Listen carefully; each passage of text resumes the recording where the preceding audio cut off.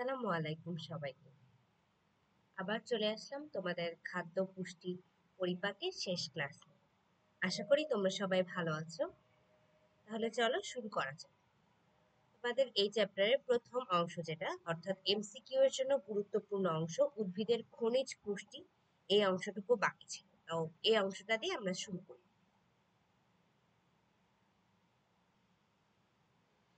এখানে মূলত আমরা দেখতে পাবো যে উদ্ভিদের জন্য গুরুত্বপূর্ণ এবং প্রয়োজনীয় কিছু উপাদান যেগুলো হচ্ছে অজৈব উপাদান, কারণ হচ্ছে সরাসরি ঠিক প্রকৃতি থেকে পাওয়া গেলেও এগুলো অর্গানিক কম্পাউন্ড না, এগুলো হচ্ছে ইনঅর্গানিক সাবস্টেন্স অর্থাৎ অজৈব উপাদান।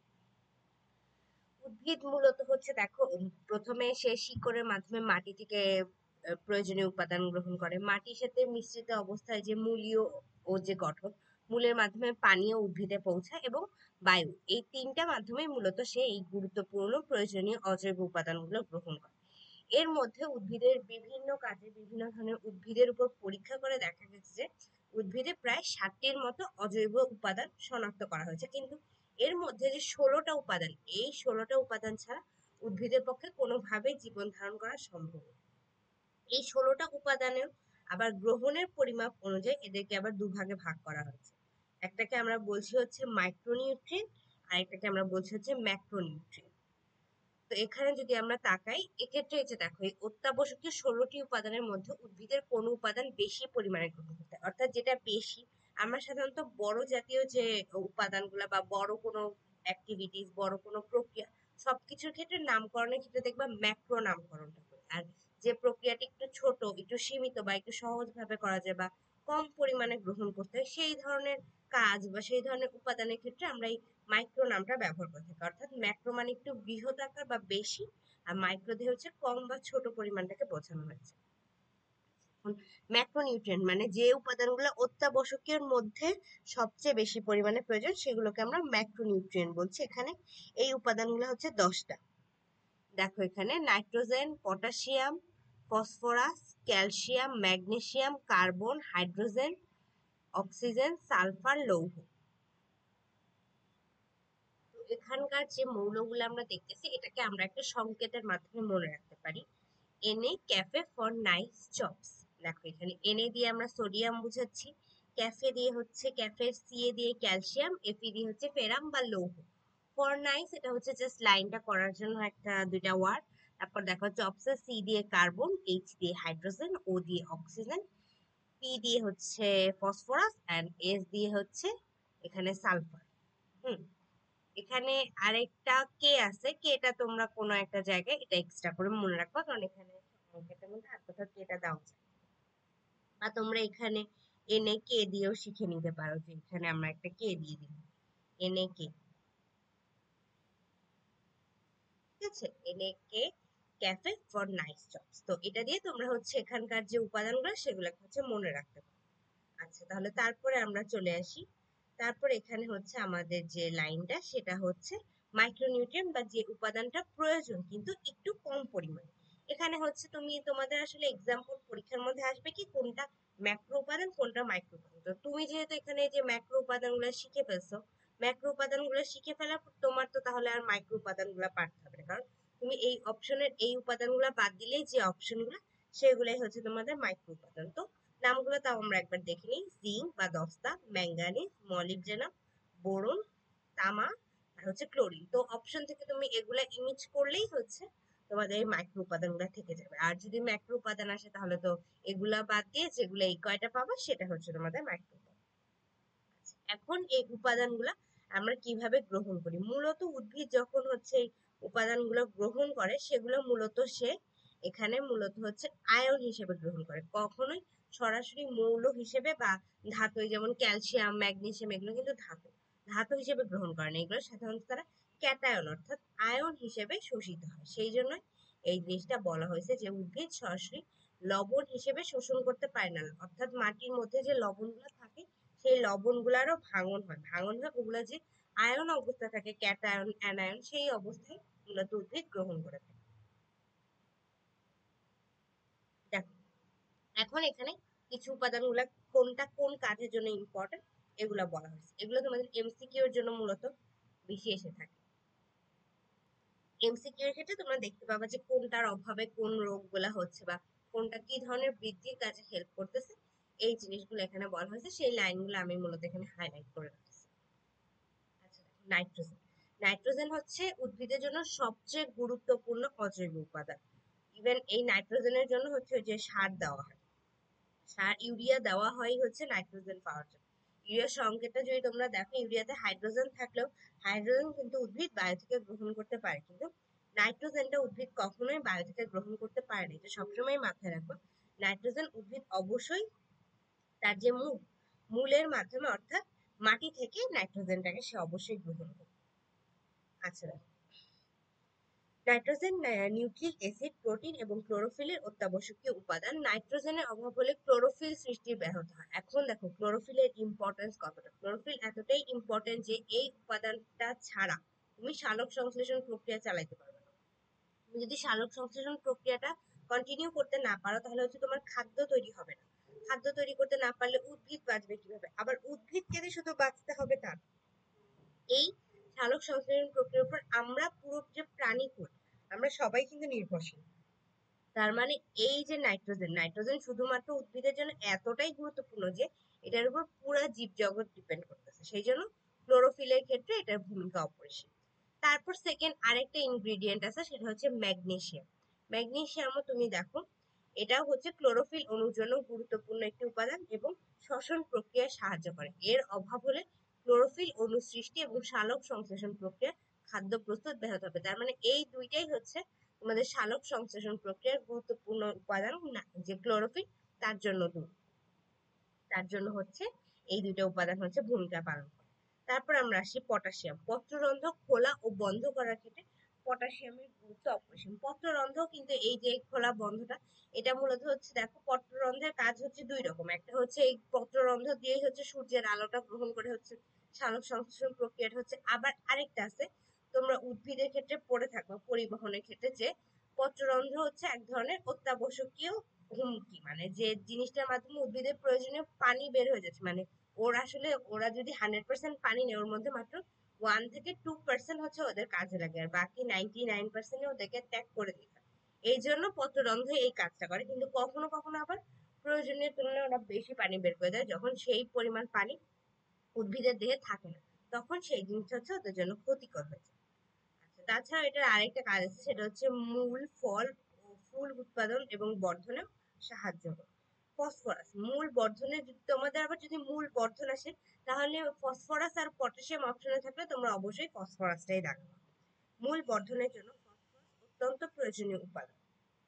এছাড়া দেখো উদ্ভিদের মূল বৃদ্ধির জন্য ফসফরাস অত্যন্ত গুরুত্বপূর্ণ ভূমিকা পালন করে। আয়রন। আয়রন সাইটোক্রোমের সাংগঠনিক উপাদান, এজন্য কাজে বায়বীয় শ্বসন অর্থাৎ শ্বসনের যে অর্থাৎ অ্যারোবিক শ্বসনটা, তোমাদের অ্যারোবিক অ্যানারোবিক শ্বসন তোমাদের চতুর্থ অধ্যায় যখন পড়ানো হবে তখন এই জিনিসটা বোঝানো হবে।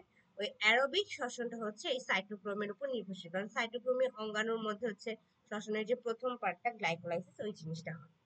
আচ্ছা দেখো, এছাড়া আরো কিছু উপাদান আছে, এই সবগুলো হচ্ছে তোমাদের কাজ করে নিতে হবে। যেমন ম্যাঙ্গানিজ ক্লোরোপ্লাস গঠন ও সংরক্ষণের জন্য প্রয়োজন। কপার টমেটো, সূর্যমুখী প্রভৃতি উদ্ভিদের বৃদ্ধির জন্য তামার প্রয়োজন, শ্বসন প্রক্রিয়া গুরুত্বপূর্ণ।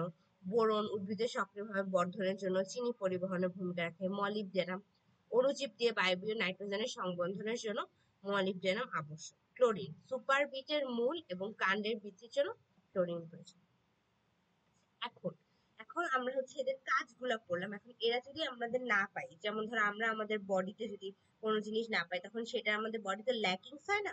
ওই ল্যাকিংস হইতে আমাদের বিভিন্ন ধরনের ডিজিজ গুলা হয়। সেরকম উদ্ভিদেরও যখন এই উপাদানগুলা ল্যাকিংস হয়, তখন ওদেরও কিছু রোগ হয়। সেই জিনিসগুলোকে মূলত ওদের যে অভাবজনিত রোগ বা ডিফিসিয়েন্সি সিমটম, এই জিনিসটা বলা হচ্ছে। অর্থাৎ পুষ্টি উপাদান, কারণ উদ্ভিদও তো অসুস্থ হয় বলো।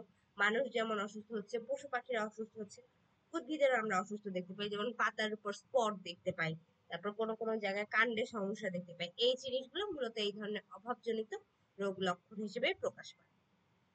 আচ্ছা, নাইট্রোজেনের অভাব। নাইট্রোজেন যেহেতু ক্লোরোফিল সৃষ্টি করে, তাহলে নাইট্রোজেনের অভাব হলে ক্লোরোফিল থাকবে না। আর আমরা কি জানি, ক্লোরোফিল হচ্ছে ক্লোরোপ্লাস্টের উপাদান।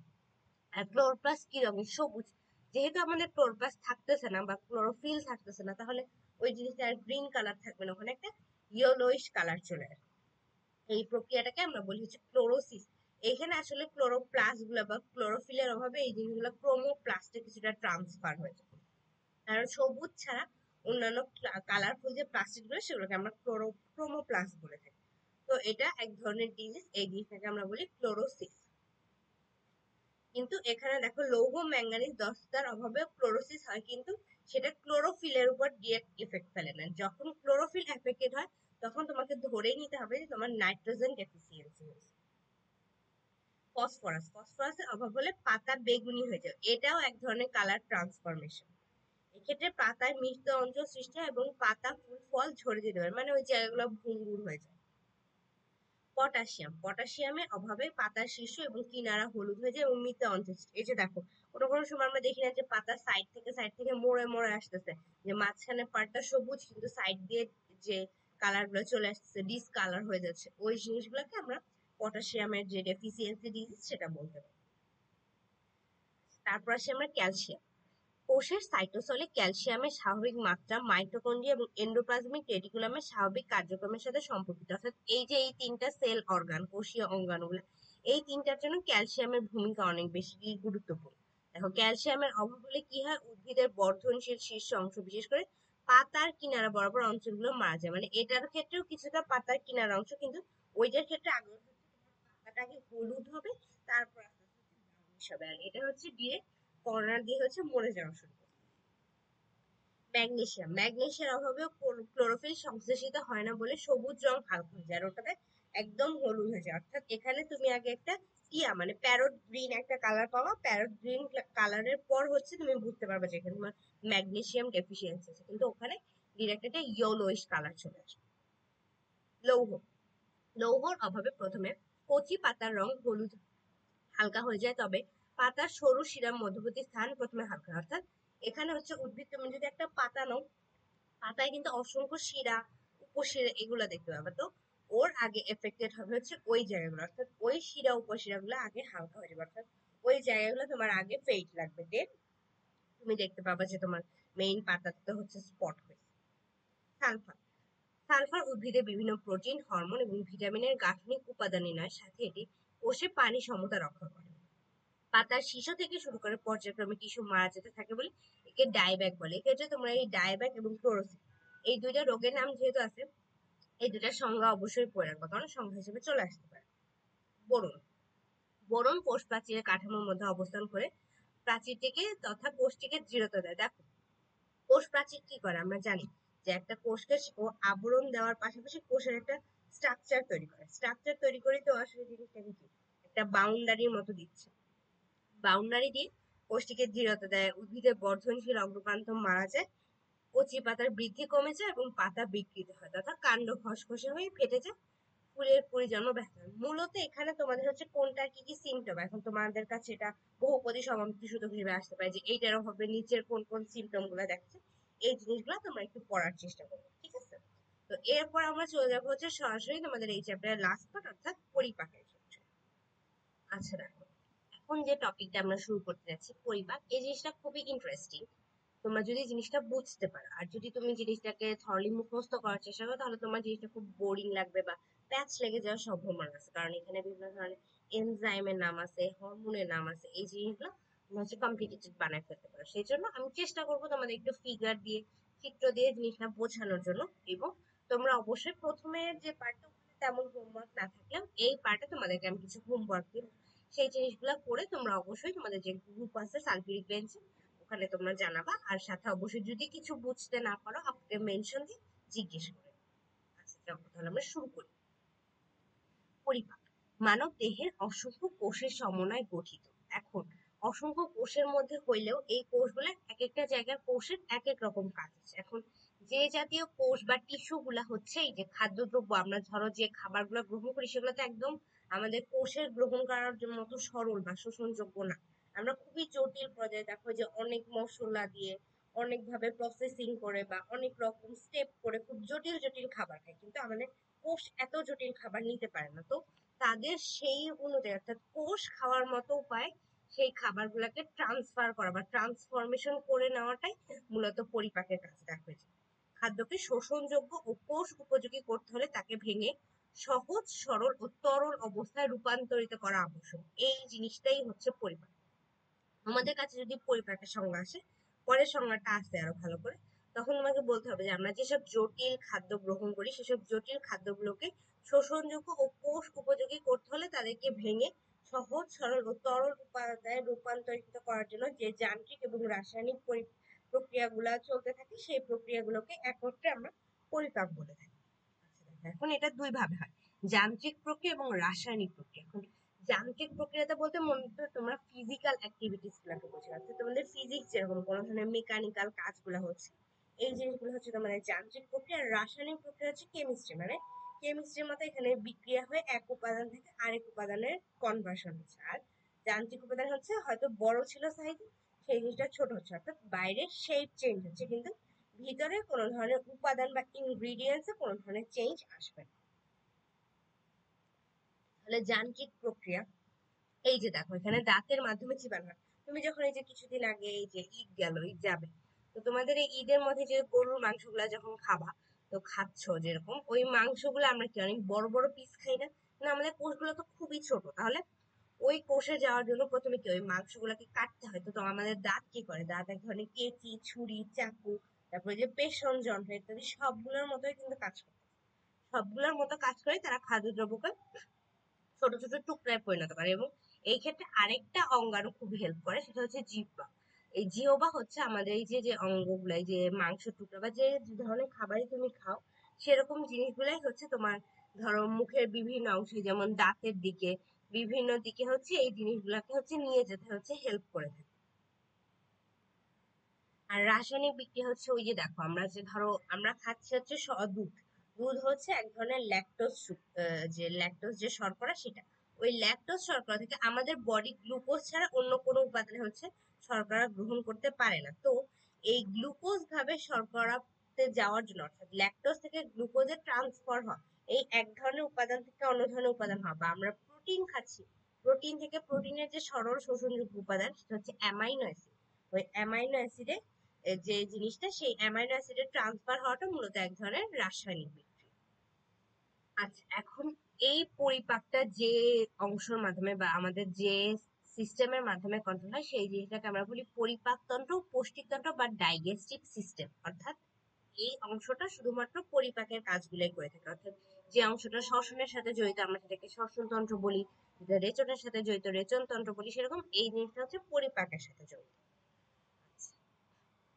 এখন এই জিনিসটা শুরু হয় হচ্ছে মূলত এই যে দেখো মুখ থেকে শুরু হয় পায়েতে শুরু হয়। অর্থাৎ মুখের থেকে তুমি খাবারটা খাওয়া শুরু করো আর সেটা শেষ হয়ে যাচ্ছে তোমাদের পায়েতে মল বা মূত্র হিসেবে বের হয়ে যাওয়ার মাধ্যমে, এই দুইটা সিস্টেমে। তো এই দুইটা জিনিসকে হচ্ছে আমরা এই পুরা এখান থেকে স্টার্ট হয় এই লাস্ট পর্যন্ত যে জিনিসটি, এটাকে মূলত আমরা এই পরিপাকতন্ত্র বলে থাকি। তাহলে হচ্ছে আমরা শুরু করি এখানে কিভাবে পরিপাক হয়। তো প্রথমে তোমাদেরকে আমি একটা চিত্র দিয়েই, এখানে যে তোমাদের বই যে চিত্রটা আছে এই চিত্রটা দিয়ে মূলত তোমাদেরকে এই সিস্টেমটা বোঝানোর চেষ্টা করি। এই যে দেখো তোমাদের পরিপাকতন্ত্র, অর্থাৎ এই যে মুখ গহ্বর, এই মুখ গহ্বরে যখন তুমি খাবারটা খাওয়া শুরু করলা, এখানে হচ্ছে প্রথমে মুখের মধ্যে তুমি যখন খাবারটা দিলে এখানে তোমার কি আছে, দাঁত আছে, দাঁত এবং জিহ্বা। তো দাঁত এবং জিহ্বার মাধ্যমে এই মুখ গহ্বরে তোমার প্রথম পরিপাকটা শুরু হবে। আমি তোমাদেরকে আগে চিত্র দিয়ে পুরো জিনিসটা বুঝাই দিই, তারপর হচ্ছে হালকা রিডিং পড়ে যাবে। তো দেখো মুখে তুমি যখন খাবারটা দিবা, তো ওই দাঁতের কাজ কি হবে, ওই বড় বড় খাবারগুলা যাতে কোষে গ্রহণ উপাদান হয় বা পরবর্তী জায়গাগুলো যাতে পরিপাক হতে পারে সেই জন্য ছোট ছোট টুকরায় পরিণত করা। এবং এই ক্ষেত্রে লালা গ্রন্থি থেকে লালা, অর্থাৎ জিহ্বাতে ধরো আমাদের মুখের তিন দিকে, আমাদের মুখের এদিকে অসংখ্য লালা গ্রন্থি আছে, কিন্তু এর মধ্যে তিন জোড়া লালা গ্রন্থি হচ্ছে মেইন, সেটা তোমরা পরে নাম পড়বা। একটা হচ্ছে সাব লিঙ্গুয়াল, সাব ম্যান্ডিবুলার, এবং সবচেয়ে মেইন যেটা সেটা হচ্ছে প্যারোটিড। এই যে কানের পিছনে এটা, এটা হচ্ছে প্যারোটিড। তারপর এই জিনিস যেটা হচ্ছে জিহ্বার এদিকে, এজন্য এটাকে বলা হয় সাবলিঙ্গুয়াল। এবং এই যে এটা, এটা ম্যান্ডিবলের কাছাকাছি, এই জন্য এটাকে বলা হয় সাব ম্যান্ডিবুলার। এরকম দুই পাশে তিনটা তিনটা করে মোট 6টা লালা গ্রন্থি আছে, এগুলোকে বলা হয় মেজর স্যালাইভারি গ্ল্যান্ড। তো এগুলা থেকে লালা আসে, এই লালাগুলো হচ্ছে খাবারগুলোকে পিচ্ছিল করে। ধরো একদম শক্ত থাকলে তো এগুলোকে মুভমেন্ট করানো ইজি না, এই জন্য ওগুলাকে লালা গ্রন্থিগুলো পিচ্ছিল করে, এবং লালা রসেও কিছু এনজাইম থাকে, এই যে দেখো এখানে লেখা আছে টায়ালিন এবং মল্টেস। তোমরা মনে রাখবা যে মুখে থেকেই আমাদের শর্করা পরিপাকটা শুরু হয়, আর কোনো উপাদানের কথা তোমাদের বই এখন পর্যন্ত নাই, কিন্তু সবসময় মনে রাখবো যে মুখে কখনোই আমিষ বা প্রোটিনের কোনো ধরনের পরিপাক হবে না, কিন্তু মুখ থেকে শর্করা পরিপাক শুরু হবে।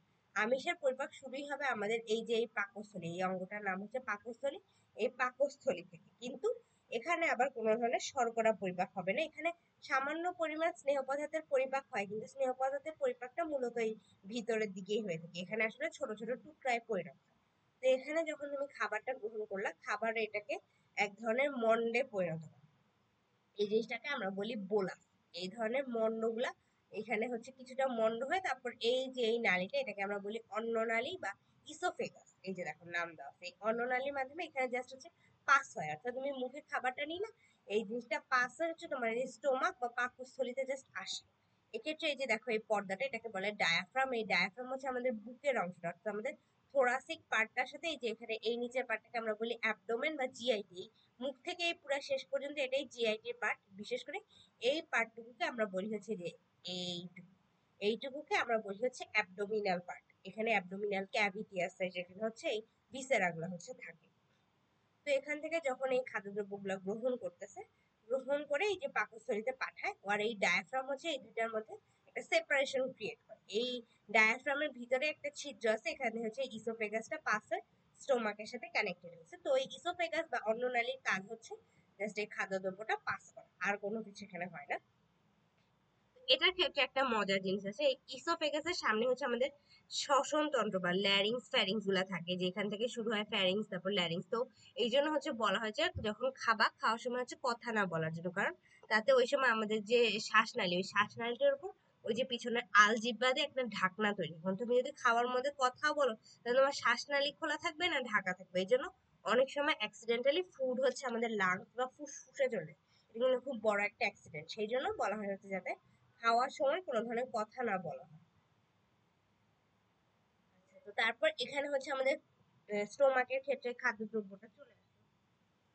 খাদ্যদ্রব্যটা চলে আসার পরে এখানে হচ্ছে স্টোমাকে হচ্ছে এই জিনিসটা, এটাকে বলা হয় পাকস্থলী। পাকস্থলীতে বিভিন্ন ধরনের জিনিস হচ্ছে ক্ষরণ হয়, এর মধ্যে সবচেয়ে ইম্পর্টেন্ট হচ্ছে আমাদের হাইড্রোক্লোরিক অ্যাসিড। কারণ আমরা যে খাবারগুলো খাই, এই খাবারের মধ্যে অনেক পরিমাণে জীবাণু থাকে, অনেক পরিমাণে ব্যাকটেরিয়া থাকে।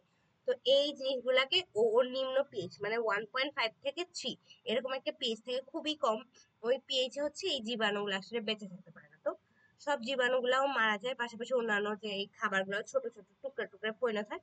তার পাশাপাশি এখানে এই এই হাইড্রোক্লোরিক অ্যাসিডের পরিবর্তে এখানে একটা এনজাইম থাকে, সেই জিনিসটাকে বলা হয় পেপসিনোজেন। ওই পেপসিনোজেন এনজাইমটা হচ্ছে এখানে এই হাইড্রোক্লোরিক অ্যাসিডের প্রভাবে পেপসিন হয়, আর পেপসিন হচ্ছে মূলত আমাদের যে প্রোটিন বা আমিষ পরিপাকের প্রধান হচ্ছে বা প্রথম এনজাইম, প্রধান না, প্রথম এনজাইম। তো ওই এনজাইমটা মূলত ওই আমাদের বড় বড় পলিপেপটাইড তৈরি করে, ওই পলিপেপটাইড গুলাই হচ্ছে আমাদের আমিষের মানে সেকেন্ডারি যে ধাপ, মানে আমিষ থেকে কিছুটা ট্রান্সফার হয়ে পেপটাইড হয়, পেপটাইড থেকে পরবর্তীতে আমরা হচ্ছে অ্যামাইনো অ্যাসিডটা পাবো।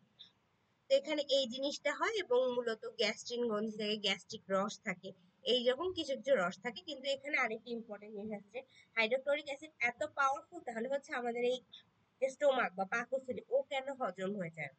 ও হজম হয়ে যায় না, তার কারণ হচ্ছে এখানে অনেকগুলো ধরনের লেয়ার থাকে, এবং কিছুটা ফোল্ড ফোল্ড খুবই মোটা একটা লেয়ার থাকে। তাই এই মোটা লেয়ার গুলা থাকার কারণে এই জিনিসগুলো হচ্ছে আর কখনো হজম হয়ে যায় না, মানে এই জন্য পাকস্থলীটা ঠিক থাকে। কিন্তু যারা হচ্ছে বেশি ধরো ফাস্ট ফুড খায় বা লং টাইম খাবার খায় না, তখন এই হাইড্রোক্লোরিক অ্যাসিড গুলো যখন এটা আসলে 3-4 ঘন্টা পর পর এই হাইড্রোক্লোরিক অ্যাসিড গুলো সিক্রেট হয়, তো ও যখন সিক্রেট হয়ে কোনো খাবার পায় না, তখন আসলে ও নিজে নিজেই পাকস্থলীর ক্ষতি করা শুরু করে। এই জন্য আস্তে আস্তে তখন পাকস্থলী বিভিন্ন জায়গায় সিস্ট হয়ে যায়, এই জিনিসগুলোকে আমরা বলি আলসার। তোমার সামনে রোগ পড়বা যখন, ওখানে গ্যাস্ট্রিক আলসার দেওয়া আছে, সেই জিনিসটা এখানে আমি বর্ণনা করি। তো এইদিকে এইটা, এই জিনিসটা হচ্ছে যকৃৎ। যকৃৎ হচ্ছে আমাদের সবচেয়ে বড় গ্রন্থি, এখানে হচ্ছে বিভিন্ন ধরনের কাজ হয়, যেমন গ্লাইকোজেন গ্লুকোজ ইত্যাদি ট্রান্সফর্ম হয়। তার সামনে এই যে গ্রিন, এটাকে আমরা বলি হচ্ছে গল ব্লাডার বা পিত্তথলি। এই যে এখানে আমাদের যে যকৃৎ, যকৃতে হচ্ছে আমাদের পিত্ত রস তৈরি হয়, তৈরি হওয়ার পর সেটা হচ্ছে এই যে এখানে যে পিত্তথলি, এই পিত্তথলির মধ্যে এসে জমা থাকে। পিত্তথলিতে জমা থাকার পর তারপর সেখান থেকে এইখান থেকে এখানে আসে, এবং এর পিছনে একটা এই যে পাতার মতো অঙ্গাণু আছে, এই জিনিসটাকে আমরা বলি অগ্নাশয় বা প্যানক্রিয়াস। এই অগ্নাশয় বা প্যানক্রিয়াস এটা হচ্ছে এক ধরনের মিশ্র গ্রন্থি বা মিক্সড গ্ল্যান্ড, অর্থাৎ এটা একই সাথে বহিঃক্ষরা এবং অন্তঃক্ষরা হিসেবে কাজ করে। এখন যে সময়টা বহিঃক্ষরা বলা হচ্ছে, বহিঃক্ষরা মানে হচ্ছে এই জিনিসটা এনজাইম সিক্রেট করে, আর যখন অন্তঃক্ষরা বলা হচ্ছে অর্থাৎ এখানে বিভিন্ন ধরনের হরমোন সিক্রেট করে। তোমরা মূলত ডায়াবেটিসের নাম শুনছো, যে জানো ডায়াবেটিস একটা রোগ, ওখানে হচ্ছে ইনসুলিন হরমোনের হচ্ছে অভাব হয়। ওই ইনসুলিন হরমোনটাই হচ্ছে এই যেখানে প্যানক্রিয়াস বা অগ্নাশয়, অগ্নাশয় একটা কোষ আছে, কোষটার নাম হচ্ছে বিটা কোষ, ওই বিটা কোষ থেকে সিক্রেট হয়। ওই বিটা কোষেই কোনো ধরনের সমস্যা হলে হচ্ছে ইনসুলিন সিক্রেট হতে পারে না, তখন হচ্ছে ওই ইনসুলিনটার অভাবে হচ্ছে কি, ইনসুলিনের কাজ হচ্ছে আমাদের বডিতে যে গ্লাইকোজেন, ওই গ্লুকোজকে গ্লাইকোজে ট্রান্সফার করা, মানে আমরা যে অধিক পরিমাণে খাবার খাচ্ছি, এটা আমাদের বডিতে হচ্ছে গ্লুকোজের পরিমাণ বা শর্করার পরিমাণ বেড়ে যাচ্ছে, এই জিনিসগুলোকে সে গ্লাইকোজেনে ট্রান্সফার করে স্টোরেজ করে রাখে। কিন্তু যখন এই জিনিসটা হচ্ছে না, তখন আমাদের বডিতে বিশেষ করে ব্লাডে গ্লুকোজের লেভেলটা বেড়ে যায়। এই অবস্থাটাকে আমরা বুঝছি ডায়াবেটিস, বা এই ডায়াবেটিসটাকে বলা হয় ডায়াবেটিস মেলাইটাস। এটা নিয়ে তোমাদের যারা যদি পরিবারে কারো ডায়াবেটিস থাকে তাহলে তোমরা ভালো মতো জানো। আচ্ছা, তো এই দুইটা মিলে একটা নালী তৈরি করে। ওই নালীটা পরবর্তীতে হচ্ছে এই যে আমাদের যে ক্ষুদ্রান্ত, এই ক্ষুদ্রান্তের সামনে এসে ওপেন হয়। এই জিনিসটাকে বলা হয় হচ্ছে অ্যাম্পুলা অফ ভ্যাটার, অর্থাৎ ওই জায়গায় ওই দুটার একটা মিক্স হয় একটা নালী তৈরি হয়। ওই নালীটা এসে এই ক্ষুদ্রান্তে ওপেন করে। এখন ক্ষুদ্রান্তের আবার তিনটা পার্ট, একটা হচ্ছে ডিউডেনাম, একটা হচ্ছে জেজুনাম, একটা হচ্ছে ইলিয়াম। এই যে প্রথমে সি এর মতো অংশটা, এই যে এই জায়গাটা, এই জিনিসটাকে আমরা বলি হচ্ছে ডিউডেনাম। ঠিক আছে, ডিউডেনামের এই অংশটা। তারপর এর পরবর্তীতে এরপরে এই যে এই অংশটা, এটা মূলত অনেক বড় কুচির মতো একটা বড় অংশ, তোমরা শাড়ির কুচি ধরতে দেখবা মেয়েরা, এটা যে ওই রকম দেখতে এই অংশটা। আর এই যেটা এটা হচ্ছে বৃহদান্ত, এটা দেখতে কিছুটা মালার মতো। তো এরপরে এই অংশটা হচ্ছে জেজুলাম, তারপর ইলিয়াম। এখানে এই খাদ্যদ্রব্যগুলো প্রবেশ করে আস্তে আস্তে পাস হইতে হইতে এখানে হচ্ছে মূলত শোষণটা হয়ে যায়, অর্থাৎ এর মধ্যেই তোমার যে শর্করা থেকে মানে শ্বেতসার থেকে শর্করা হয়ে গেছে, তারপর আমিষ থেকে হচ্ছে অ্যামাইনো অ্যাসিড হয়ে গেছে, এবং কিছুটা ক্ষেত্রে এই জায়গায় এই বাইল সল্টের প্রভাবে আমাদের যে স্নেহ জাতীয় পদার্থগুলো ইমালসিফিকেশন প্রক্রিয়া হচ্ছে শোষণের উপযোগী হয়। তারপর হচ্ছে এখানে লাইপেজ এনজাইমের মাধ্যমে হচ্ছে গ্লিসারল আর ফ্যাটি অ্যাসিডে ট্রান্সফার হয়। এগুলো এখানে থেকে মানে এই পাকস্থলী থেকে শুরু করে এই কিছুটা উদ্যান্তে হওয়ার পরে তারপর হচ্ছে এখান থেকে আমাদের শোষণ প্রক্রিয়াটা শুরু হয়। এই শোষণে তোমার মূলত এই ধরনের খাদ্য উপাদানগুলাই আগে শোষণ হয়। খাদ্য উপাদানগুলো শোষণ হয়ে যখন এই জায়গায় আসে, এখানে একটা ছোট্ট অঙ্গ আছে, এই জিনিসটাকে বলা হয় অ্যাপেন্ডিক্স। এটা আসলে তোমার নর্মাল বডিতে কোনো কাজ নাই, কিন্তু কখনো যদি একবার এটার মধ্যে কোনো ধরনের ইনফেকশন হয়ে যায়, তখন এই অঙ্গটাকে আর রাখা যায় না, এটাকে কেটে ফেলতে হয়। এটা এমনি একটা নিষ্ক্রিয় অঙ্গ, কোনো কাজ নাই এখানে। আসলে আমাদের বডির যে ইফেক্টিভ ব্যাকটেরিয়া গুলো ওরা এখানে থাকে। কিন্তু একবার যদি তোমার এখানে অ্যাপেন্ডোসাইটিস হয়ে যায়, তখন সেখানে আমরা অ্যাপেন্ডোসেক্টমি করি। অ্যাপেন্ডোসেক্টমি করে ডক্টররা, স্যার ম্যামরা হচ্ছে এই জিনিসটা কেটে ফেলে দেয়। অনেকে দেখবা যে অ্যাপেন্ডিসাইটের অপারেশন, এটা খুবই পেইনফুল একটা পেইন ওঠে যখন এটা কোনো ধরনের ডিসলোকেশন হয়ে যায়, মানে ধরো এটা এখন যে শেপে আছে এই শেপে না থেকে একটু সরে নড়ে গেলেই হচ্ছে এটার একটা ইনফেকশন হয় বলে ধরে নেওয়া হয়। আচ্ছা, তারপর এখান থেকে এই যে এই পার্টটা, এটা হচ্ছে আমাদের বৃহদান্ত। এই বৃহদান্তে যখন তুমি এই খাবারগুলো পাস হবে, এখান থেকে মূলত আসলে তোমার যে উপাদানগুলো বডির জন্য দরকার এটা নেওয়া শেষ। তো এখান থেকে আসলে তোমার হচ্ছে পানিটা শোষণ হবে। পানিটা শোষণ হয়ে তোমার হচ্ছে বডিতে যেটুকু পানি দরকার সেটুকু রেখে বাকিটুকু হচ্ছে শোষণ করে দিবে। এখানে মানে দুটো সেপারেশন হবে। ওই পানিটা শোষণ করে নেওয়ার পর যে উপাদানটুকু থাকবে সেটাই হচ্ছে এইটুকু পাস হইতে হইতে হইতে হইতে আস্তে আস্তে এই যে এখানে এখানে হচ্ছে তোমার মলাশয় আছে বা পায়ু আছে, এই পায়ুতে হচ্ছে জমা হবে। তারপর এখান থেকে হচ্ছে এই যে পায়ু ছিদ্র দিয়ে মল রূপে বের হয়ে যাবে। এখন এই ক্ষেত্রে যদি কারো ডায়রিয়া হয়, তখন তার হচ্ছে এই বৃহদান্তের কাজটুকু হইতে পারে না, মানে এই মুভমেন্ট গুলো এতটাই ফাস্ট হয় এবং এখানে এত তাড়াতাড়ি পাস হয় যে বৃহদান্ত আর পানিটা শোষণ করতে পারে না। তখন হচ্ছে আমরা যে লিকুইড যে বাথরুম সেটা দেখি, মানে ডায়রিয়া হয় যেটা, লিকুইড পায়খানা হয়, ওই জন্য মানে তখন পানিটা শোষণ হয় না। ওই জন্য তখন বেশি বেশি হচ্ছে স্যালাইন খেতে বলা হয়, যাতে বডিতে যেখান থেকে যে পানিটা নিয়ে দেওয়ার কথা সেটুকু যেহেতু দিতে পারে না, সেই ঘাটতিটা যাতে স্যালাইন পূরণ করে, এখানে যে লবণ গুলা থাকে এগুলার ঘাটতি যাতে পূরণ করে, তার জন্য ডিহাইড্রেশন। এটাই হচ্ছে তোমাদের পুরো পরিপাক প্রক্রিয়াটা। এখন এটা আমি তোমাদেরকে ডিটেলসে ফিগার দেখে বুঝালাম, এখন জাস্ট একটু রিডিং করে যাবো যাতে এক্সট্রা কিছু আছে কিনা আমরা দেখি। এখানে মুখ গহ্বর যে জিনিসটা, এখানে সবগুলো বলছি আমি, দাঁত জিহ্বা লালাগ্রন্থি থাকে, খাদ্যদ্রব্য না যাওয়া সাহায্য করে এবং স্বাদ গ্রহণ করে। এখন দাঁতের কিছু ইম্পর্টেন্ট এখানে কয়েকটা দাঁতের পরিচয় দেওয়া আছে। দেখো, আমাদের দেহের সবচেয়ে শক্তিশালী অংশ হচ্ছে দাঁত, মানে ইভেন তোমার যে হাড্ডির চেয়েও তোমার দাঁতগুলো হচ্ছে স্ট্রং। এখন এখানে 4 ধরনের দাঁত আছে। দেখো, কর্তন দাঁত বা ইনসিসর, এটা আমাদের দাঁত মুখের সামনের অংশের দাঁতগুলা। তারপর ছেদন দাঁত বা ক্যানাইন, অগ্রপেশন বা প্রিমোলার, পেশন বা মোলার। এখানে প্রত্যেকটা দাঁতের কাজ দেওয়া আছে। এখন দেখো, এই যে আমি এখানে তোমাদের দাঁতগুলো দেখাই, এই যে এটা হচ্ছে তোমার মুখের সামনের 2টা দাঁত, এই 4টা হচ্ছে তোমার ইনসিসর দাঁত। তারপর এই যে এই 2টা হচ্ছে তোমার ক্যানাইন দাঁত। তারপর এই 2টা এবং এই 2টা হচ্ছে তোমাদের প্রিমোলার দাঁত। আর এই পিছনের 3টা এবং এই পিছনের 3টা, এই 3টা হচ্ছে মোলার দাঁত। সেম উপরের আর্চে, অর্থাৎ নিচের 16টা, উপরে হচ্ছে 16টা। এটা হচ্ছে একজন পূর্ণবয়স্ক মানুষ। কিন্তু আমাদের কি, আমরা জানি তো আমাদের 2বার দাঁত উঠছে। তো একটা হচ্ছে আমাদের মিল্ক দাঁত বা ডেসিডুয়াস টিথ। এই জন্য 2 ধরনের সংকেত আছে। যখন তোমাদের হচ্ছে এই যে ডেসিডুয়াস টিথ থাকবে, এই ডেসিডুয়াস টিথের ক্ষেত্রে এটা একটা সংকেত আছে, মানে আমরা এটা দিয়ে দাঁতের সংখ্যাটা মনে রাখি। এই সংখ্যাটা হচ্ছে, দেখো আমি তোমাদেরকে লিখে দিই।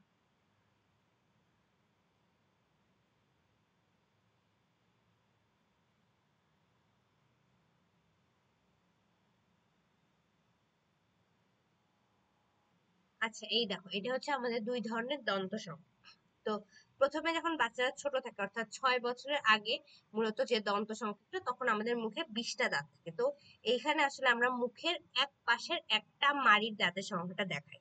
I2 মানে হচ্ছে ইনসিসর 2টা থাকবে, ক্যানাইন একটা থাকবে, প্রিমোলার ছোট অবস্থায় থাকেই না, মোলার থাকে 2টা। এই জন্য এক পাশে 5টা করে, চারপাশে 20। আর আমাদের যখন পার্মানেন্ট টিথ হয়ে যায়, তখন আমাদের এক পাশে, অর্থাৎ এইখান থেকে, আচ্ছা দাঁড়াও চিত্রটা আমি দেখাই। এক্ষেত্রে এই জিনিসটা হয় হচ্ছে এই যে এইখান থেকে এই পর্যন্ত, অর্থাৎ এখানে তোমার 8টা দাঁতের হিসাব পাবা। সেই জিনিসটা এখানে দেখানো। দেখো, ইনসিসর 2, এই যে 1 2, 2টা ইনসিসর দাঁত, ক্যানাইন 1, এই যে একটা ক্যানাইন দাঁত। তারপর হচ্ছে প্রিমোলার 2, এই যে একটা 2টা প্রিমোলার, মোলার 3, 1 2 3, 3টা মোলার। এই হচ্ছে তোমার এক পাশের 8টা দাঁতের হিসাব।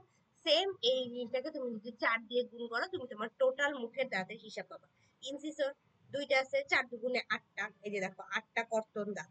তারপর ক্যানাইন প্রত্যেক পাশে একটা, প্রত্যেক পাশে একটা, তার মানে 4 একে 4টা, এই জন্য 4টা ছেদন দাঁত বা ক্যানাইন দিই। তারপর এই যে প্রিমোলার বা অগ্রপেশন দাঁত, এক পাশে 2টা, তাহলে 4 দুগুণে 8টা, এই জন্য 8টা অগ্রপেশন দাঁত। এবং মোলার দেখো 3টা দেওয়া আছে। এখানে 3টার মধ্যে প্রথম যে 8টা, অর্থাৎ এই 3টার প্রথম 2টাকে বলা হয় হচ্ছে পেশন দাঁত, এবং পিছনের যে দাঁতটা, ওটাও এক ধরনের পেশন দাঁত, কিন্তু এটাকে আমরা আরো মজার নাম দিয়ে রাখি আক্কেল দাঁত। এই দাঁতটা মূলত 18 বছর বয়সের পরে ওঠা শুরু করে। এটাও এক ধরনের মোলার দাঁত, কিন্তু এটাকে বইয়ে আরো স্পেসিফিক ভাবে আলাদা করে আক্কেল দাঁত হিসেবে বলা হয়েছে। এটাকে বলা হয় উইজডম টিথ। আচ্ছা, এখন আমরা দাঁতের স্ট্রাকচারটা দেখি। মুকুট, গ্রীবা, মুখ। আচ্ছা দেখো, মুকুটটা মানে হচ্ছে ক্রাউন, এই পোর্শনটা। মূল মানে হচ্ছে এই যে এই মাঝখানের অংশটা, মুকুটের নিচের পার্টটা। আর গ্রীবা মানে হচ্ছে নেক বা গলা, এই যে এই নিচের অংশটা। এই যে এই গলা মানে হচ্ছে এই যে মাঝখানটা। দেখো, এটা হচ্ছে তোমার মাথা, মাথা তুমি মুকুটে পড়ো। তারপর মাথার নিচে কি আমাদের গলাটা থাকে, অর্থাৎ এই পার্টটা হচ্ছে তোমার গলা।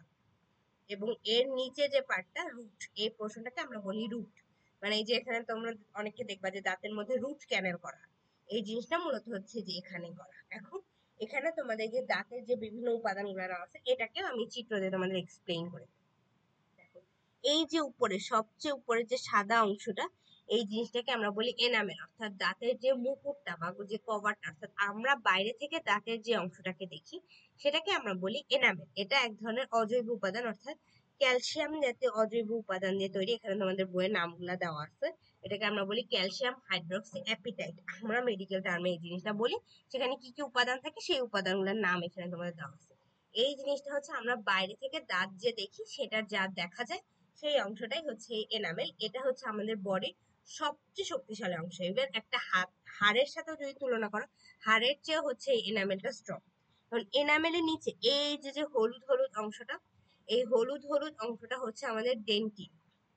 ঠিক আছে, এই ডেন্টিনটাও মূলত শক্ত একটা উপাদান দিয়ে তৈরি, বাট এটা এনামেলের চেয়ে হালকা একটু কম শক্ত। অর্থাৎ এনামেলটাই সবচেয়ে বেশি শক্ত, তারপর ডেন্টিন, তারপর হচ্ছে আমাদের হাড়। এখন এই এনামেল ডেন্টিন দুইটাই হচ্ছে মৃত পদার্থ দিয়ে তৈরি, অর্থাৎ একবার তৈরি হয়ে গেলে এগুলো আর দ্বিতীয়বার তৈরি হয় না। এই জন্য এগুলা ক্ষতি হয়ে গেলে আমরা হচ্ছে ফিলিং করি, ফিলিং করে এই জিনিসগুলো হচ্ছে বাইরে থেকে ডেন্টিস্টরা করে দেয়। আচ্ছা, তারপর এই যে ভিতরের লাল অংশগুলো, এগুলো তো দেখে বুঝতেছো যে এখানে যেহেতু রক্ত আছে, তার মানে এই জিনিসগুলো অ্যাক্টিভ, অ্যালাইভ জিনিস, মানে জীবিত জিনিস। এইখানে এই জিনিসগুলোকে হচ্ছে আমরা বলি পাল্প বা দন্ত মজ্জা, অর্থাৎ এখানে তোমার ব্লাডের যে, মানে দাঁতের যে nerve supply, blood supply, artery, vein, তারপর হচ্ছে ভেন্ট্রিকল অর্থাৎ শিরা, তারপর ধমনী, তারপর বিভিন্ন ধরনের নার্ভ সাপ্লাই, এই জিনিসগুলো এখানে থাকে। এবং এই যে দেখো যে স্নায়ুরজ্জু থাকে, স্নায়ুরজ্জু মানে হচ্ছে নার্ভ।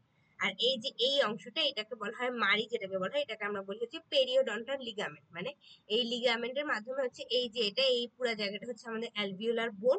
এই অ্যালভিওলার বোনের মধ্যে এই দাঁতটা হচ্ছে এই জিনিসটা আটকায় রাখে। আর এই যে এটা হচ্ছে সিমেন্ট, সিমেন্টটা হচ্ছে মূলত এনামেল আর ডেন্টিনের মাঝখানে এই জিনিসটা হচ্ছে থাকে।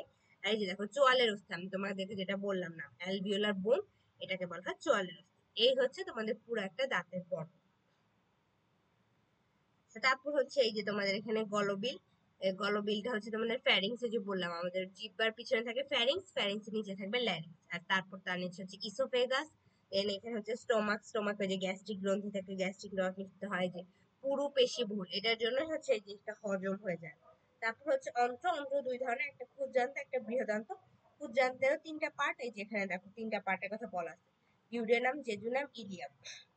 ঠিক আছে, তারপরে এখান থেকে হচ্ছে যে আন্তরিক গ্রন্থি থাকে, এবং এর মধ্যে দেখো তোমাদের বই পরে দেখবে একটা আঙ্গুলের মতো আছে, ওই আঙ্গুলের ন্যায় প্রক্ষেপণটা, ওই প্রক্ষেপণটাকে আমরা বলি হচ্ছে ভিলাস বা ভিলাই। এখন এটা যখন একক থাকে, মানে একটা ওই আঙ্গুলের মতো প্রক্ষেপণটাকে আমরা বলি ভিলাস, আর যখন সবগুলো একসাথে অনেকগুলো থাকে, ওই জিনিসটাকে আমরা ইন টোটালে বলি হচ্ছে ভিলাই। ভিলাই হচ্ছে এই আঙ্গুলের মতো ওরা নড়াচড়া করতে থাকে, ওর উপর দিয়ে যখন খাবারগুলো যায়, তখন ওরা ওই উপাদান থেকে ওই যে শর্করা, তারপর অ্যামাইনো অ্যাসিড, তারপর হচ্ছে ফ্যাটি অ্যাসিড, গ্লিসারল, ওই জিনিসগুলোকে টেনে টেনে বের করে দেয়। তারপর তার নিচে হচ্ছে আমাদের বৃহদন্ত বা পায়ু। এখানে হচ্ছে এটারও তিনটা অংশ, একটা হচ্ছে সিকাম, যেখান থেকে যে শুরু হয়, মানে এই ক্ষুদ্রান্তটা শেষ হয়ে যে স্টারটা, ওটা হচ্ছে সিকাম। তারপরে বিশাল পোষণটা হচ্ছে তোমাদের কোলন, কোলনের আবার চারটা ভাগ আছে। তারপর নিচে যে জায়গাটা হচ্ছে আমাদের মলগুলা জমা থাকে, সেই জায়গাটার নাম হচ্ছে মলাশয়। আচ্ছা, মলাশয়ের পরে যে জায়গাটা, সেটা হচ্ছে পায়ু। এই পায়ুতে একটা ছিদ্র থাকে, ওই ছিদ্র দিয়ে হচ্ছে আমাদের মলটা বাইরে বের হয়েছে। এখন ওইটা হচ্ছে আমাদের পরিপাকের যে অঙ্গগুলো, আর এখানে হচ্ছে যে গ্রন্থিগুলো, এই যে দেখো লালা গ্রন্থি, আমাদের তিনটা নাম বলছে, এর মধ্যে এই নামটা হচ্ছে ভুল আছে, এটা হবে হচ্ছে সাবম্যান্ডিবুলার। আমি তোমাদের নামটা লিখে দিই।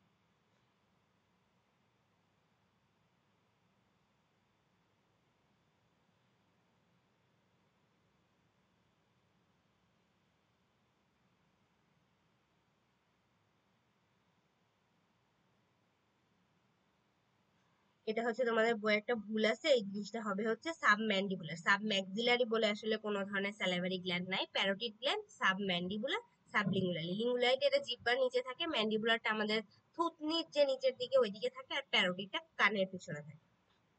এই যে দেখো চিবুক, চিবুকটাই মূলত হচ্ছে এখানে থাকে। এই যে দেখো চোয়ালের নিচেটা হওয়া উচিত হচ্ছে সাবলিঙ্গুয়াল, এখানে পজিশনও ভুল দিছে। আর চিবুকের নিচে মানে হচ্ছে ওই যে যেখানে থুতনিটা ধরে, ওই জায়গাটা হচ্ছে আমাদের সাব ম্যান্ডিবল, এইখানে পজিশন গুলো ভুল আছে। আচ্ছা দেখো যকৃৎ, যকৃতে এই যে দেখো মানব দেহের সবচেয়ে বড় গ্রন্থি, এবং এটা খয়েরি লাল রঙের হচ্ছে। এই জিনিসটা হচ্ছে এই যে এই জিনিসটা হচ্ছে যকৃৎ। এটাকে আমরা চারটা ভাগে ভাগ করি। এই যে তোমরা যদি তাকায় দেখো, এখানে এটা এই যে দেখো ডান খণ্ডটা, এই যে এটাকে আমরা ডান খণ্ড বলছি, যদিও দেখতে আমার বাম হাত লাগছে, কিন্তু মেডিকেলে আমরা দেখবা যে তোমরা সব জিনিস, তোমরা হার্টের ক্ষেত্রে দেখছো হৃৎপিণ্ডে কিন্তু ডান হাত আমরা যেটাকে দেখি, সেটা আসলে বাম পাশ, সেরকম এটারও এই পাশটা হচ্ছে তোমার ডান পাশ, এটা হচ্ছে তোমার বাম পাশ। আমি এটা যদি ড্র করি,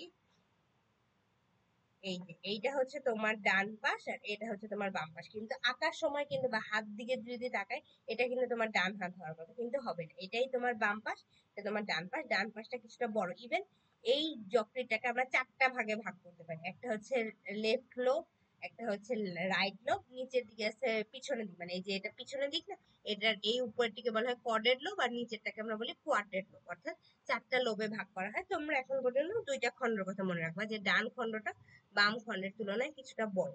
এই যে দেখো এখান থেকে হচ্ছে পিত্তরস তৈরি হয়। অনেক সময় এই এমসিকিউটা আসলে তোমরা ভুল করো, মনে করো যে পিত্তথলিতে পিত্তরস তৈরি হয়, কিন্তু এটা একদমই ভুল। তোমাদের পিত্তরস তৈরি হবে যকৃতে, কিন্তু সেটা সংরক্ষিত থাকবে পিত্তথলিতে, মাথায় এটা ঢুকায় না। এখানে অনেক ধরনের বিক্রিয়া হয় দেখি, এই অংশটাকে বলা হয় রাসায়নিক গবেষণাগার। মানে এখানে সব ধরনের খাদ্য উপাদানেরই কোনো না কোনো বিক্রিয়া হয়, সেটা তোমরা পরবর্তীতে ইন্টারমিডিয়েট ডিটেইলসে পড়বা। আচ্ছা দেখো, এই যে দেখো পিত্তরস জমা হয় হচ্ছে পিত্তথলিতে, এটা হচ্ছে গাঢ় সবুজ বর্ণ। ইভেন পিত্তরস যেটা, এটা দেখতে হচ্ছে কিছুটা সবুজ সবুজ বর্ণ, মানে অলিভ কালারের টাইপের। পিত কালার বলি না আমরা যেটাকে, সেটা। এই যে দেখো যকৃতের কাজ, যকৃতের কাজটা তোমাদের জন্য খুবই ইম্পর্টেন্ট, এটা অনেক সময় আসে। যকৃৎ পিত্তরস তৈরি করে, এই রস পিত্তথলিতে জমা থাকে। পিত্তরসে কোনো ধরনের উৎসেচক বা এনজাইম থাকে না, ওটা নিজেই এক ধরনের ভারী উপাদান। উদ্ভিদ গ্লুকোজ নিজ দেহে গ্লাইকোজেন রূপে সঞ্চিত থাকে। ওই যে আমরা বললাম ইনসুলিন হরমোনের প্রভাবে গ্লুকোজটা গ্লাইকোজেনে ট্রান্সফার হয়। এছাড়া ওই যে চর্বি জাতীয় খাদ্যকে ক্ষুদ্র ক্ষুদ্র দানায় প্রবেশ করে পরিণত করে, যা পরবর্তীতে লাইপেজ সহকারে পরিপাক হয়। এছাড়াও হচ্ছে এই যে দেখো এখান থেকে এই আমাদের যে আমরা যে বর্জ্য পদার্থ ত্যাগ করি, বিশেষ করে আমরা যে প্রস্রাব করি, এখানে এই জিনিসগুলো আসে মূলত প্রোটিন থেকে। যে যত প্রোটিন জাতীয় বেশি খাবার খাবে তার দেখবা প্রস্রাবের পরিমাণটা বেশি হয়। এই জিনিসটাতে ইউরিয়া, ইউরিক অ্যাসিড, অ্যামোনিয়ার রূপে নাইট্রোজেন ঘটিত বর্জ্য পদার্থ তৈরি হয়। মানে এটা ইউরিন থেকে, ইউরিন তৈরি হয়ই হচ্ছে আমাদের মূলত এই প্রোটিন জাতীয় খাবার থেকে। ওই চক্রটাকে আমরা বলি অর্নিথিন চক্র। তো এই জিনিসটা হয়। তারপর হচ্ছে এই যে ক্ষুদ্র ক্ষুদ্র দানায় পরিণত হয়, এই প্রক্রিয়াটাকে আমরা বলেছি ইমালসিফিকেশন। আচ্ছা, গ্লুকোজ কমে গেলে সঞ্চিত গ্লাইকোজেনে কিছুটা গ্লুকোজে পরিণত হয় এবং রক্তে কমে যায়। এই জিনিসটা হয় হচ্ছে আমরা যখন রোজা রাখি, দেখো তখন কিন্তু আমরা অনেক সময় যে 12 থেকে 14 ঘন্টা না খেয়ে থাকি, ওই সময় হচ্ছে আমাদের বডিতে যখন গ্লুকোজের দরকার হয় কিন্তু সেটা আমরা খাচ্ছি না, তখন আমাদের বডিতে যে স্টোরেজ গ্লুকোজটা থাকে অর্থাৎ গ্লাইকোজেন, ওই জিনিসগুলো হচ্ছে ইউজ হয়। এই জন্য বছরে একটা টাইম হচ্ছে রোজা থাকাটা ইম্পর্টেন্ট। এই জন্য মানে সবাই, অন্যরা অন্য ধর্ম অনুযায়ী তারা তাদের প্রার্থনা অনুযায়ী উপবাস করে, আমরা যারা মুসলিম আমরা হচ্ছে রোজা রাখি। তারপরে যে অংশটা সেটা হচ্ছে এই যে আমি তোমাদের যে অঙ্গাণুটার নাম বললাম, অগ্ন্যাশয় বা প্যানক্রিয়াস, এটা হচ্ছে এক ধরনের মিশ্র গ্রন্থি। এই জিনিসটা খুব ভালো মতো মনে রাখবে। এবং কেন মিশ্র গ্রন্থি? কারণ এটা একই সাথে অন্তঃক্ষরা বহিঃক্ষরা দুই ধরনের আচরণ করে, এবং এখান থেকে যে যে এনজাইম গুলা বা উৎসেচক গুলা নির্গত হচ্ছে এগুলোর জন্য এটা বহিঃক্ষরা।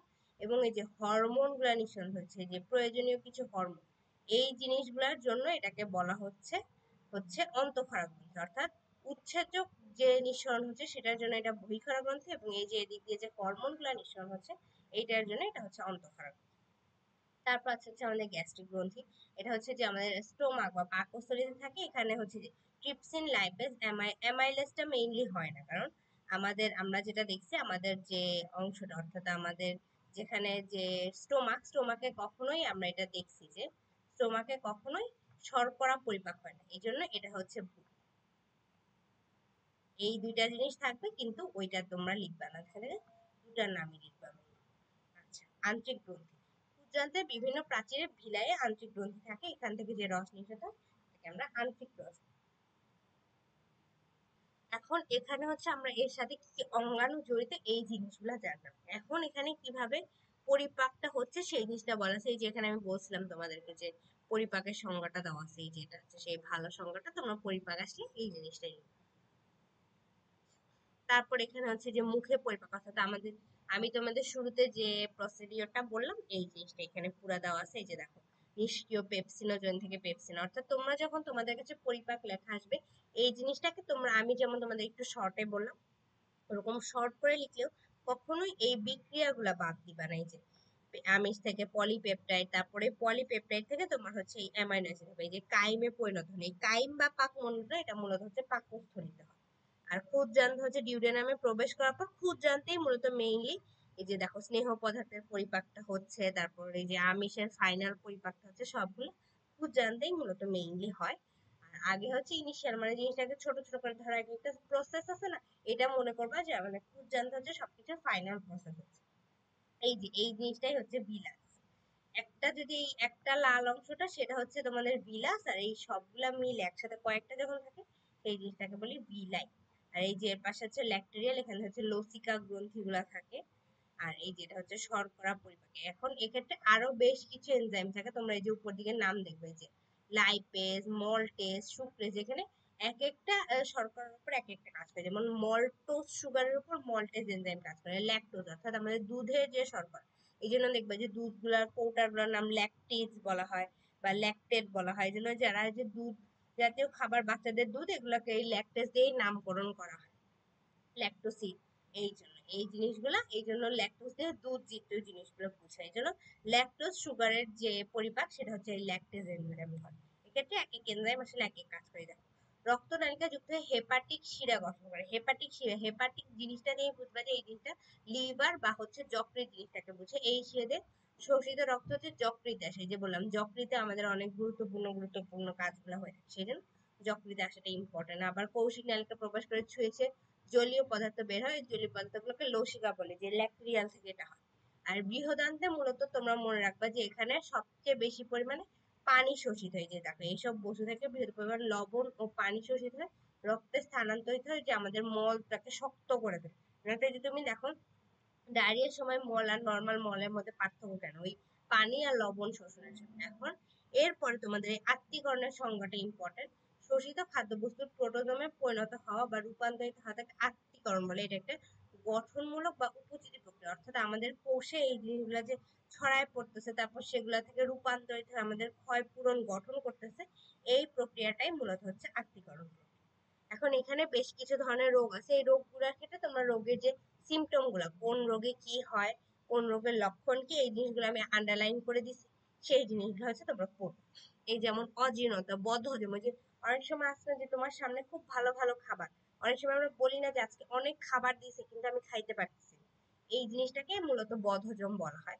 এক্ষেত্রে এটা আসলে বিভিন্ন কারণে হয়, অর্থাৎ তোমার স্টোমাকে যদি প্রবলেম থাকে, পাকস্থলীর সংক্রমণতা, বা কোনো কারণে তোমার মন খারাপ, ডিপ্রেসড আছো তুমি, তাহলে হতে পারে। বা তোমার প্যানক্রিয়াসে, যে যাদের দেখবা গল ব্লাডার কেটে ফেলে তাদের অনেকে, বা যাদের ডায়াবেটিস থাকে, অগ্নাশয় রোগ মূলত ডায়াবেটিসই বোঝানো হয়, থাইরয়েডের সমস্যা, এই ইত্যাদি বিভিন্ন হরমোনের সমস্যার কারণে আমরা মূলত খেতে পারি না। তখন এটার ক্ষেত্রে কি কি লক্ষণ হয়? পেট ব্যথা করে, পেট ভরা মনে হয়, বুক জ্বালা পোড়া করে, বমি বমি পায়, খাবার দেখলে দেখবা বমি পাবে, তারপর হচ্ছে টক টক, মানে মুখ থেকে তোমার একটা টক টক ঢেকুর উঠবে। এই জিনিসগুলো হচ্ছে তোমার বদ হজমের লক্ষণ। এখন এটা নিয়ন্ত্রণ করার জন্য কি করতে হবে? ধরো তুমি খুব মজা, আজকে একদম সামনে কাচ্চি দেখছো, একদম 3 প্লেট কাচ্চি খাই নিলা, এটা করা যাবে না। কারণ তুমি 3 প্লেট কাচ্চি খেলে 3 প্লেট কাচ্চি তোমার বডিতে হজমও হবে না, তারপর 2 দিন তুমি খাইতে পারবে না। এই জন্য দিচ্ছে 1 প্লেট, তুমি সাধারণত 1 প্লেট খাও, 1 প্লেটের জায়গায় আজকে 1.5 প্লেট খাও, এর বেশি খাওয়ার দরকার নেই। আস্তে আস্তে ভালোভাবে চিবিয়ে খাবার খাও, মানে ডিরেক্ট খালি খাচ্ছ আর গিলতেছো গিলতেছো, যে খায় শেষ করতে হবে খায় শেষ হবে এরকম করা যাবে না। তারপর হচ্ছে তোমার ধূমপান পরিহার করতে হবে। প্রয়োজনে অজীর্ণতার কারণ, মানে অনেক সময় অনেকে ধরো তুমি কারণটা সর্ট আউট করতে পারছো না, তোমার এই ধরনের অগ্নাশয় রোগ হলো বা পাকস্থলীর সংক্রমণ হলো, এটা তার বাইরে থেকে বোঝা যাবে। এটার জন্য তোমার যে ডক্টর, হরমোনের ডক্টর বা জিআইটি ডক্টর, তাদের সাথে কনসাল্ট করতে হবে। তারপর যেটা, এটা হচ্ছে আমাশয় বা ডিসেন্ট্রি। এক্ষেত্রে তোমাদের এই যে প্রোটোজোয়া, এটার নামটা মনে রাখতে হবে, অ্যান্টামোবিয়া হিস্টোলাইসিস বা সিগেলা, এই নামক এক ধরনের ব্যাকটেরিয়া সংক্রমণে হচ্ছে এই আমাশয়টা। এখন মনে রাখো এখানে কিন্তু 2টা জিনিস আছে, একটা হচ্ছে প্রোটোজোয়া, তখন নামটা হবে এটা, এবং যখন ব্যাকটেরিয়া তখন নাম হবে সিগেলা। কখনো 2টার জায়গায় 2টা উল্টাই দিবা না। এখন এইটার ক্ষেত্রে কি হয় যে দেখো, যুক্ত মল যাওয়া, দুগ্ধ জাতীয় দ্রব্য হয়, মানে এরা দুধ খেতে পারে না, আমের মতো। ওই যে আমাশয়, এটা কিন্তু আমরা খুব ভালোভাবে বুঝতে পারি, তখন হচ্ছে বাথরুমটা দেখে মনে হয় আমের মতো এক ধরনের বাথরুম, বা পানি গেলে ওটাকে মনে হয় চাল ধোয়া পানির মতো দেখতে। এই জন্য এই জিনিসগুলোকে দেখে হচ্ছে আমাশয়টা আইডেন্টিফাই করা যায়, কিন্তু আমাশয়টা কিন্তু খুব ভয়ানক। এটা যদি প্রতিরোধ করতে যায় তাহলে তোমাকে বিশুদ্ধ পানি পান করতে হবে। ধরো যে যেসব জায়গায় সিলেটে যে বন্যা হচ্ছে, বন্যা হইলে ওই জায়গাটায় বিশুদ্ধ পানি পাওয়া যায়, তো এসব জায়গায় তারপর শাকসবজি ফলমূল ইত্যাদি ধুয়ে খেতে হবে, এগুলোর মধ্যে যদি জীবাণু থাকে। মল ত্যাগের পর মলের মধ্যে তো তোমার জীবাণু থাকে, ওগুলা না ধুয়ে তুমি যদি খাবার খাও, ওগুলা তোমার বডিতে চলে যেতে পারে। এই জন্য মল ত্যাগের পর সাবান দিয়ে হাত ধুতে হবে। তারপর তোমার স্বাস্থ্যসম্মত পায়খানা ব্যবহার করতে হবে। খাওয়ার আগে পরে ভালোভাবে হাত ধুতে হবে।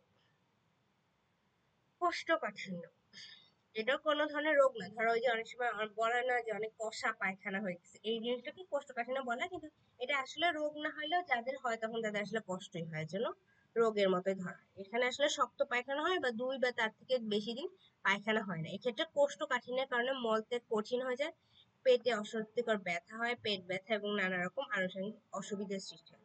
দীর্ঘমেয়াদী কোর্স, এটা তো ঝামেলা, কারণ তার বডি থেকে কিছু এক্সক্রিয়েট হচ্ছে না, তার কষ্টও হচ্ছে।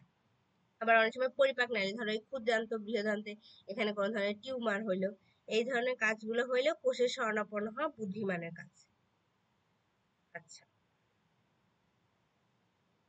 তারপর যদি দেখা হয় এই রোগ প্রতিকার করতে কি হবে, যে আঁশযুক্ত খাবার খাওয়া। এই উপাদানটা তোমরা কিন্তু তোমাদের উপাদানের মধ্যে পড়াচ্ছ, রাফেজ। রাফেজ হলো যে এগুলো আমাদের বডিতে কোনো ধরনের কাজ করে না বা কিছু শোষণ হচ্ছে না, কিন্তু এগুলো যদি তুমি বেশি বেশি খাও তাহলে হচ্ছে তোমার এই যে মল ত্যাগটা ইজি হবে বা ভালো মতো হবে, যে তোমার অন্যান্য উপাদানগুলো এই রাফেজের সাথে মিক্স হয়ে বের হয়ে যাবে। এই জন্য যে প্রচুর পরিমাণে শাকসবজি আঁশযুক্ত খাবার খেতে বলা হয়। তারপর আবার পানি খেতে হবে, ঠিক মতো পানি না খেলেও সমস্যা আছে। তারপর শাকসবজি, আপেল, নারকেল, তরমুজ, এগুলো সবগুলাই হচ্ছে ঠিকঠাক মতো হচ্ছে খেতে হবে, ফল খেতে হবে। তারপর হচ্ছে নিয়মিত মানে রেগুলার অন্তত দিনে একবার মল ত্যাগ করাটা হচ্ছে একটু ভালো। কারণ নয় আস্তে আস্তে তোমার ধীরে ধীরে তুমি এই কোষ্ঠকাঠিন্যের দিকে আগাচ্ছ। তারপর যেটা এইটা হচ্ছে সবচেয়ে ভয়ঙ্কর, শুরুতে তোমার আমি বলছি গ্যাস্ট্রিক বা পেপটিক আলসার। আলসার বলতে সাধারণত এপিথেলিয়াম বা আবরণী টিস্যুর এক ধরনের ক্ষত বলা হয়। মূলত এই যে পাকস্থলীর যে কভারটা বা আবরণটা ওইটার ক্ষতটাই হয় এই হাইড্রোক্লোরিক অ্যাসিডের প্রেসারের কারণে। পেপটিক আলসার সাধারণত খাদ্যনালীর কোনো অংশে আলসার বোঝায়, এটা মেইনলি পাকস্থলীতে বোঝায়, এই জন্য এটাকে গ্যাস্ট্রিক আলসার বলে। আর ডিউডেনামে যদি হয় মানে এই যে ক্ষুদ্রান্তের প্রথম অংশ, তাহলে এটাকে ডিউডেনাল আলসার বলা হয়। এখন এটার কারণ কি? কিছুটা কারণ হচ্ছে পাকস্থলীটা মানে গ্যাস্ট্রিক আলসারের কারণ মূলত হাইড্রোক্লোরিক অ্যাসিড, কিন্তু কখনো কখনো এখানে এই যে হেলিকোব্যাক্টার পাইলোরি, এই যে এইচ পাইলোরি, এই ব্যাকটেরিয়াটা অনেক সময় আমাদের পেপটিক আলসারের কারণ হয়ে যায়। কারণ তুমি ধরো খাবার গ্রহণ করতেছো, করতে করতে কোনো কারণে এই ব্যাকটেরিয়াটা বেঁচে গেল, এটা আসলে হাইড্রোক্লোরিক অ্যাসিড দিয়েও মারা যায় না, যে এই ব্যাকটেরিয়াটা হাইড্রোক্লোরিক অ্যাসিডের মধ্যে টিকতে পারে। এই জন্য যে দেখো এই ব্যাকটেরিয়া শুধু আলসার না, অনেক সময় ক্যান্সারও করে ফেলে, এতটাই ভয়ঙ্কর, কারণ ও হাইড্রোক্লোরিক অ্যাসিড দিয়ে মারা যায় না। এখন তুমি কোনোভাবে এই ব্যাকটেরিয়াটা খাই ফেলছো, তাইলেই হচ্ছে তোমার এই ডিজিজটা। এবং কিছু আরেকটা স্টেরয়েড জাতীয় ওষুধ আছে, স্টেরয়েড জাতীয় ওষুধগুলোর মধ্যে এই ধরনের সমস্যা আছে, যার কারণে হচ্ছে এই হাইড্রোক্লোরিক অ্যাসিডটা তোমার যে পাকস্থলীর যে আবরণ, সেই আবরণে কিছুটা ক্ষতি করে ফেলে। এখন এটার ক্ষেত্রে দেখো নাভি পেটের ঠিক মাঝ বরাবর নাভির একটু উপরে একঘেয়ে ব্যথা হয়। খালি পেটে বা অতিরিক্ত তেল জাতীয় খাবার খেলে, আলসার মারাত্মক হলে বমি হতে পারে, বমি ও মলের সাথে রক্ত যেতে পারে। এক্ষেত্রে এই জিনিসটা মূলত যে মুখের মধ্যে ক্যামেরা দিয়ে ওই পেটের ভিতর ক্যামেরা দিয়ে একটা টেস্ট করা হয়, এই টেস্টটাকে আমরা বলি এন্ডোস্কোপি। এই টেস্টের মাধ্যমে এই জিনিসটাকে আসলে মেইনলি আইডেন্টিফাই করা হয়। তারপর এখানে এটার জন্য তোমাদের যা এখানে প্রিকশন আছে সেই জিনিসটা নিতে হবে। মানে বেশি তেল মশলাযুক্ত খাবারও খাওয়া যাবে না, আবার নিয়মিত খাবার খেতে হবে, যে আমি বললাম 3-4 ঘন্টা পর পর যেহেতু হাইড্রোক্লোরিক অ্যাসিড সিক্রেট হয়, সেজন্য রেগুলার খাবার একটা অভ্যাস করতে হবে। তুমি সকালে রাতে খেয়ে অনেক দেরিতে উঠলা, 12টা 1টায় উঠলা, ওই যে লং টাইম তুমি খাচ্ছ না, এইভাবে খাইতে খাইতে না খাইতে থাকতে থাকতে তোমার বডিতে কিন্তু এই যে গ্যাস্ট্রিকটা ডেভেলপ করবে, আলসারটা হয়ে যাবে। তারপর হচ্ছে যে অ্যাপেন্ডিসাইটিস, যেটা আমি বললাম অ্যাপেন্ডিক্সের সমস্যা, পেটের ডান দিকে নিচে। এই জন্য পেটের ডান দিকে যখন কারো পেইন ওঠে তখন ডাক্তার আগে সাসপেক্ট করে, ওই জন্য একটা করে আলট্রাসোনোগ্রাফি দেয় যে অ্যাপেন্ডিসাইটিস হয়েছে। আঙ্গুলের আকারের একটি থেলে অ্যাপেন্ডিক্সের সংক্রমণের কারণে অ্যাপেন্ডিসাইটিস হয়। ধরুন প্রথমে নাভির চারদিকে ব্যথা অনুভব হয় এবং ব্যথা শুরু কয়েক ঘন্টার মধ্যে তলপেটের ডান দিকে সরে যায়। তখন নাভির চারপাশে যখন ব্যথা, তখন তুমি অতটা ফিল করবে না, তোমার তখন হালকা নাভির দিকে একটু পেইন হবে বা একটু চুলকাবে। কিন্তু ডান পাশে যখন পেইন হবে তখন এটা এতই অসহ্য পেইন হবে যে তুমি আর সহ্য করতে পারো না। ইভেন আমরা যখন এই পেশেন্ট গুলাকে দেখছি হসপিটালে, যে দেখতেছি হয়তো আসতেছে যে অ্যাপেন্ডিক্সের পেশেন্ট, তখন তারা খুবই চিল্লাচিল্লি করে, অনেক চিৎকার করে, যে তাদের এত ব্যথা, মানে পেইন কিলার ইনজেকশন দিয়ে অনেক সময় তাদের থামানো যায় না। এরকম আমাদের স্যার ম্যাম আমাদের বলে। কৃমি জাতীয় রোগ, মানব দেহে অনেক প্রজাতির কৃমির প্রসব, বিশেষ করে মানুষের অন্তে গোল কৃমি, সুতা কৃমি, ফিতা কৃমি থাকে, এগুলো হচ্ছে পরজীবী। তোমরা এগুলা ডিটেলস পরে ইন্টারমিডিয়েটে পড়বা।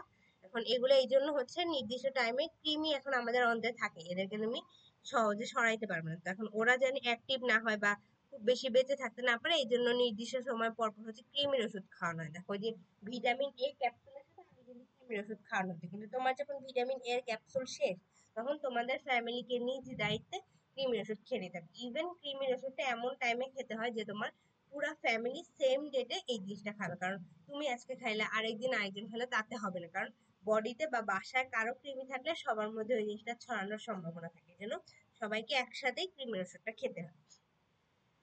কৃমির মল পরীক্ষা করে কৃমি আছে কিনা তা জানা যায়। মলের উপর কৃমির ডিম পাওয়া গেলে পরিমাণ অনুযায়ী কৃমিনাশক ওষুধ খেতে হবে। কৃমি আক্রান্ত ব্যক্তি বা মাছের মাধ্যমে খাদ্যবস্তু দূষিত হয়, এই জন্য হচ্ছে কখনোই খালি পায়ে বাথরুমে যাবে না, কারণ ওই বাথরুমেও কৃমি গুলো অনেক সময় মরা অবস্থায় পড়ে থাকে। ওই জন্য পায়ের ভিতর দিয়ে অনেক সময় যে ফিতা কৃমি, সুতা কৃমিরা পায়ের ভিতর দিয়ে অনেক সময় মাথায় উঠে যাইতে পারে বা তোমার বডিতে পেটে চলে যেতে পারে। ডায়রিয়া, যদি অন্তত দিনে 3 বার পাতলা পায়খানা হয় তবে তার ডায়রিয়া হয়েছে বলে মনে করতে হবে। ধরো তোমার আজকে সারাদিন একবার কোনো কারণে লিকুইড বাথরুম হলো, তাহলে তোমার ধরে নেওয়া যাবে না যে তোমার ডায়রিয়া হচ্ছে। কমপক্ষে 3 বার, কিন্তু আসলে ডায়রিয়া হলে ওই দিনে আসলে কোনো কন্ট্রোল থাকে না, 5-6 বার হইতেই থাকে। কিন্তু ওই জিনিসটা 3 বার যখন হবে তখন তুমি আইডেন্টিফাই করতে পারবে যে তোমার ডায়রিয়া হয়েছে। কারণ ডায়রিয়ার ক্ষেত্রে লক্ষণ কি? ঘন ঘন পাতলা পায়খানা হওয়া, বমি হওয়া, তারপরে যে গলা শুকায় যাবে কারণ পানি বের হয়ে যাচ্ছে, মুখ জিহ্বা, বাচ্চাদের ক্ষেত্রে এগুলো হয়, দেহের চামড়া শুকায় কুঁচকে যাওয়া, চোখ বসে যায়, এগুলো সব বাচ্চাদের ক্ষেত্রে। বড়দের এত সহজে কিছু হয় না, কারণ আমাদের বাচ্চাদের শরীরে অনেক বেশি পরিমাণে পানি থাকে, আবার ওদের যখন পানি বের হয়ে যায় এমনি বডি থেকে বেশি, আবার ডায়রিয়া হলে সেটা ওদের জন্য আরো মারাত্মক হয়ে যায়। এই জন্য ডায়রিয়া রোগী হলে তাকে খুব তাড়াতাড়ি স্যালাইন শুরু করতে হবে। এখন ভাতের মতো এক ধরনের স্যালাইন পাওয়া যায়, যেটাকে আমরা শস্য স্যালাইন বলি। ওই জিনিসটাকে চালের মতো একটি জিনিস দিয়ে, লিকুইড জাউ ভাতের মতো ওই জিনিসটাকে খাওয়া যায়। আর স্যালাইন বানানোর সময় সবসময় মনে রাখতে হবে যে কোনো অ্যামাউন্টে বানানো যাবে না। 1/2 লিটারের ক্ষেত্রে যে স্যালাইনের গায়ে যে নির্দেশনা লেখা আছে, কারণ তুমি যদি ঠিক পরিমাণে না বানাও তাহলে ওই স্যালাইন তোমার জন্য ভালো না হয়, তোমার প্রাণঘাতী হয়ে যেতে পারে, কারণ তখন সেটা তোমার বডিতে লবণের জন্য কাজ না করে বরং ক্ষতি করবে। তাই অবশ্যই স্যালাইন বানানোর ক্ষেত্রে খুবই কেয়ারফুল থাকতে হবে।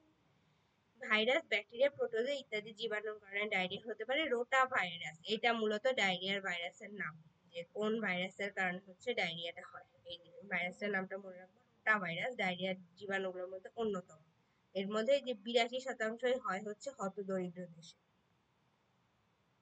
মানে ওনারা হচ্ছে যে ততটা ক্লিন থাকে না দেখে, বা যখন যে জায়গায় দুর্যোগ হয়, দুর্যোগ প্রবণ এলাকায় কিন্তু হচ্ছে এই ডায়রিয়াটা বেশি হয়ে থাকে। তো এই পর্যন্তই তোমাদের এই চ্যাপ্টার শেষ আজকের মতো। অনেক বড়, অনেক দিন লাগলো তোমাদের এই চ্যাপ্টারটা পড়তে। তো এখন এই চ্যাপ্টারে তোমাদের আমি কিছু হোমওয়ার্ক দিই। তোমরা ওই দাঁতের চিত্রটা আঁকবা, তারপর যে চিত্রটা দেখে আমি তোমাদের পরিপাক বুঝাইলাম, ওই চিত্রটা এঁকে তারপর পরবর্তীতে যে জায়গায় পরিপাকটা হচ্ছে, অর্থাৎ এই বিক্রিয়াগুলোর যে জায়গাগুলো, ওই বিক্রিয়াগুলোর জায়গায় এই 3টা জিনিস হোমওয়ার্ক করে তোমরা তোমাদের সালফিউরিক বেঞ্চের যে গ্রুপ, এই গ্রুপের মধ্যে হচ্ছে আপলোড করো। আর তাও যদি তোমাদের কারো কোনো কিছু বুঝতে সমস্যা থাকে, সেই জিনিসটা অবশ্যই গ্রুপের মধ্যে বলে আমাকে মেনশন করে কোয়েশ্চেন করো, আমি তোমাদের বুঝিয়ে দেওয়ার চেষ্টা করবো, আর অবশ্যই পরীক্ষা দিয়ে দিবা। এ পর্যন্তই, সবাই ভালো থাকো, সুস্থ থাকো। আল্লাহ হাফেজ।